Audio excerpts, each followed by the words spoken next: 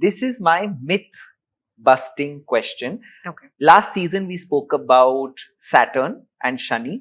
This season I want to talk about Rahu and Ketu. Right. They are called the villains. They are the second and third villain after Saturn. Bicharas, they are given that they're the malefic planets.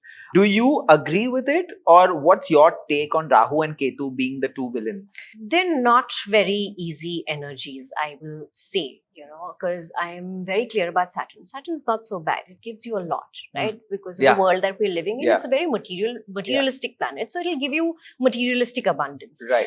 Rahu and Ketu that way, I would say, they're these two entities that are pulling your life in two different directions. So literally your entire life is a dance between these two opposing energies. And because they're so intense, you're not ready for that sort of intensity. So the ups and downs and the fluctuations you have, it's almost like that heartbeat, the ECG that you see, there's that line going straight up and going straight down. Yeah. And that looks good, right? You want a Yeah. heartbeat like that. You don't want it flat. Yeah. So in life also, that extremities may feel that they're very challenging, but you want that. You don't want a flat life. In fact, an astrologer only said this to me, and we were chatting about astrology, and I'm lucky enough to be surrounded by such wonderful, wise people. He said that life में ये मुश्किलें हैं तो ही आप जीवन में है. नहीं होंगे तो आप होंगे नहीं इस जीवन में, आप तो निकल जाएंगे. Correct. So it's these problems that root you into this Maya and this life. Yeah. Right? Had it not been there, you would have checked out. You would have said, okay, it's a flat line of the ECG, I'm gone. Yeah. Right? So they allow you to be in this world. Had Rahu and Ketu not been here, you would not be in this world. Forget about your Saturn, forget about anything else. In my opinion, the most negative influence in terms of a planet is definitely Mars. I know we are so distracted by Saturn, we are so distracted by Rahu and Ketu, but I have not seen any other entity in Vedic astrology as destructive as Mars. And we are in the year of Mars, Yes, 2025. Absolutely. Yeah, absolutely. And I would add to that Rahu in a way is seen as a shadow of Saturn. Ketu in a way is seen as a shadow of Mars. Okay. It's almost like Saturn has produced a child, that's Rahu, and he said, okay, go, create havoc, Mars has produced a child, it's Ketu, and said, okay, go, ransack this auntie uncle's house, and Right. You've broken all the decor, and it comes back feeling very proud. Right. It's a bit like that, both Rahu, Ketu energy. Rahu is a sense of passion, that offbeat thinking, and wherever it's placed, it's going to create those offbeat situations. Right. Right? A lot of people define it as obsession, right? But obsession can be your moon placement also. Correct. It doesn't only have to be your Rahu. You will see sometimes Rahu and Ketu are functioning very subtly. And then when you see things happening over a period of time, then you say, oh God, it was Rahu and Ketu playing, not my moon, not my sun. So Rahu can sometimes work very subtly or can work sometimes in a very obvious manner. Right. But it will be your things that you will gravitate towards.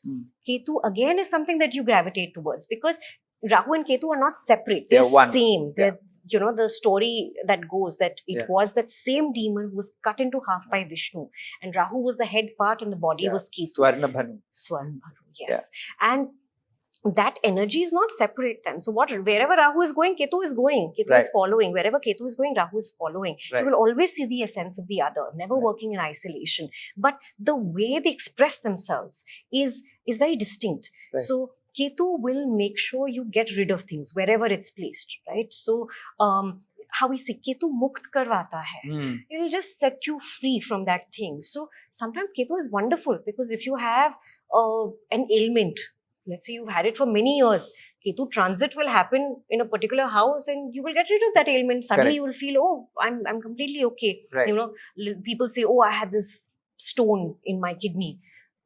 Ketu transit happens, the stone is magically gone. You don't have to do anything. You go for your X-ray or, your MRI or whatever, and you're fine. You're perfect. The doctor says, okay, what happened? Magically something happened. Yeah. You could have done whatever you've been doing. Correct. But you did it at that time. The transit, that's the magic of it. So both Rahu and Ketu are very spiritualizing factors, but they spiritualize in a very different vocabulary. Right. Ketu is very harsh, Mars energy, right? It'll cut things. Right. So if it has to cut a person out of your life to make you more spiritual, it'll do that. Right. Whereas Rahu, if it has to make you drink 10 glasses of beer, to next morning, it'll make you realize that, oh God, this was a bad idea. Yeah. You know, it's that overdoing it and then you realize and Right. you still go on that spiritual path. Ketu is just ruthlessly cutting things out, doing the same thing. By the Right. end of the day, it's the same stuff that both are doing. I'm thinking of it as this is the one good thing that Ketu does for you. What is the one good thing that Rahu does for you? Let's give him a good rep. What's the one good thing? Rahu is amazing because it will make you reach your potential. You will never realize who you are if you've not experienced Rahu, right? Think of AI.